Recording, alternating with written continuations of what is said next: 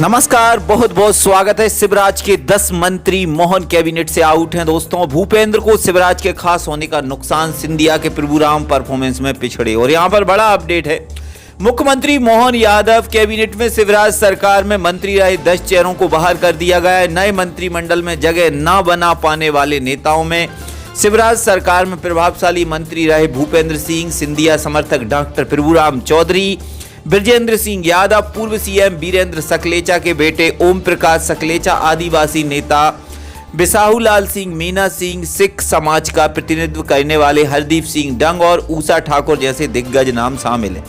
शिवराज सरकार में मंत्री रहे सभी 10 चेहरों में कौन, कहां और क्यों मंत्री बनने से चूक गया? 2020 में जब शिवराज सिंह चौहान ने 5वीं बार प्रदेश की कमान संभाली, तब परिस्थितियां दूसरी थीं।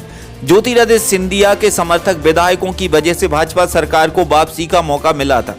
मंत्रिमंडल में कांग्रेस छोड़कर भाजपा में शामिल हुए और उपचुनाव जीते अधिकतर विधायकों को मंत्री बनना पड़ा था। इस वजह से क्षेत्रीय संतुलन गड़बड़ा गया।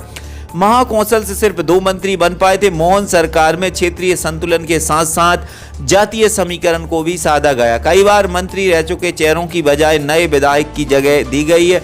गोपाल भार्गव पहले ही कर दिया था। इसारा सागर जिले की रैली सीट से लगातार 9वीं बार जीते हैं। पिछली सरकार में पीडब्ल्यूडी मंत्री थे। प्रोटेम स्पीकर बनाकर पहले ही संकेत दिया जा चुका था कि उन्हें इस बार मंत्री नहीं बनाया जाएगा।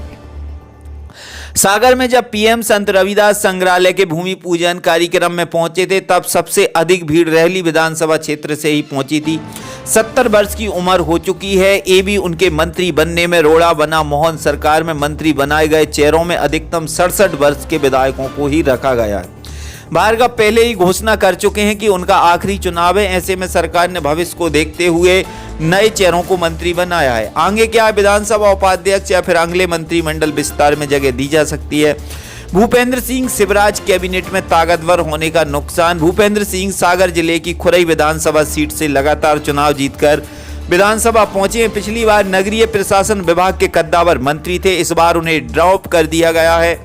बताया जाता है कि पिछली बार सागर के दूसरे विधायकों ने खुलकर भूपेंद्र की शिकायत की थी। गोविंद सिंह राजपूत से उनकी खुली अदावत भी संगठन तक पहुंची थी। सागर से सिर्फ गोविंद सिंह को मंत्री बनाया गया है। भूपेंद्र ओबीसी वर्ग से आते हैं। जातिगत और क्षेत्रीय समीकरण में भी फिट नहीं बैठ पाए। आगे क्या संगठन या फिर लोकसभा में मौका मिल सकता है? बृजेंद्र प्रताप सिंह खनिज मंत्री रहते। चाहतों पर कृपा के कारण इमेज इनकी प्रभावित। बृजेंद्र प्रताप सिंह पन्ना से विधायक और पिछली सरकार में खनिज मंत्री थे। 4 बार के विधायक रहे, खनिज मंत्री रहते। रिश्तेदार और चाहते लोगों के खिलाफ कई शिकायतें संगठन तक पहुंची थी, जिस कारण उनकी इमेज प्रभावित हुई। सामान्य क्षेत्रीय समाज से आते हैं, इस कारण भी मौका नहीं मिल पाया। शिवराज के करीबी होने का नुकसान भी उठाना पड़ा। आगे क्या मंत्रिमंडल में विस्तार में मौका मिल सकता है?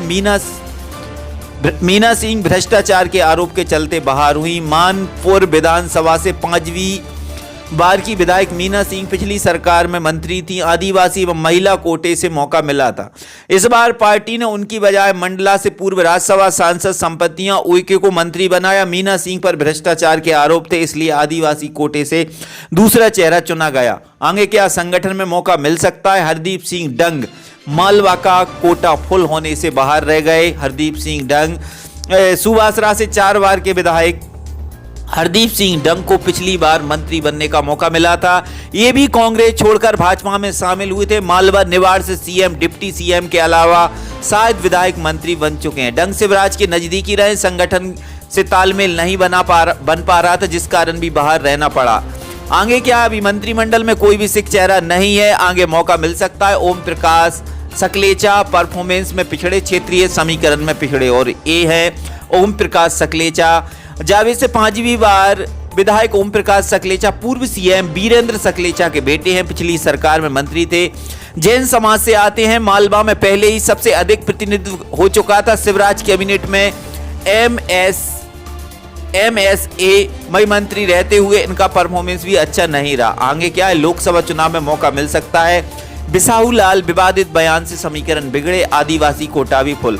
1980 में अनूपपुर से जीतकर पहली बार विधानसभा पहुंचे बिसाहूलाल सिंह महाकौशल के बड़े आदिवासी नेता हैं। सातवीं बार विधायक बने, उनकी उम्र 73 साल हो चुकी है। अधिक उम्र मंत्रिमंडल से बाहर होने की वजह बनी। पूर्व में महिलाओं पर उनके विवादित बयानों से पार्टी को मुश्किलों का सामना करना पड़ा था। मंत्रिमंडल में आदिवासी कोटे से 4 मंत्री के बाद जगह भी नहीं बन रही थी। अब आगे क्या निगम मंडलों से पूर्व मंत्रियों को जगह देकर प्रोटोकॉल देने की चर्चा है। ऊषा ठाकुर क्षेत्रीय संतुलन में फिट नहीं। और मालवा में भाजपा का प्रमुख चेहरा ऊषा ठाकुर चौथी बार विधायक बनी है। 4 बार 3 सीटों से लड़ चुकी हैं। क्षेत्रीय समीकरण की वजह से मौका नहीं मिल पाया। इंदौर से कैलाश विजयवर्गीय और तुलसी सिलावट मंत्री बनाए गए। संगठन के साथ इनका तालमेल भी नहीं बैठ पा रहा था। इसी के चलते विधायक के टिकट पर भी आखिरी मौके पर सहमति बनी थी। अब आगे क्या, श्री रामचंद्र पदगमन न्यास में कोई महत्वपूर्ण जिम्मेदारी दी जा सकती है। प्रभुराम चौधरी तबादलों से सुर्खियों में रहे हैं। सांची से विधायक डॉक्टर प्रभुराम चौधरी सिंधिया समर्थक हैं। पिछली बार कांग्रेस छोड़कर भाजपा में शामिल हुए थे। उनके विभाग से संबंधित कई शिकायतें चर्चा में थी। उनके स्वास्थ्य मंत्री रहते तबादलों की खूब चर्चा हुई। इनके बंगले के बाहर पर्चे लगाए गए थे। बिकाऊ लाल चौधरी परफॉर्मेंस भी उल्लेखनीय नहीं रहा। अब आगे क्या, आगे मंत्रिमंडल में विस्तार या निगम मंडल में जगह मिल सकती है। बृजेंद्र यादव समीकरण के कारण बाहर रहना पड़ा। बृजेंद्र मुगावली विधानसभा सीट से लगातार तीसरी बार जीते सिंधिया समर्थक हैं। पिछली बार राज्य मंत्री बनाए गए थे। 5वीं पास बृजेंद्र यादव जातीय समीकरण के चलते बाहर हो गए। वे ओबीसी की यादव जाति से हैं। सीएम मोहन यादव के बाद कृष्ण गौर भी यादव समाज से ही आती है। ऐसे में तीसरा यादव एडजस्ट करना मुश्किल हो रहा था। अब आगे क्या, लोकसभा चुनाव में मौका मिल सकता है।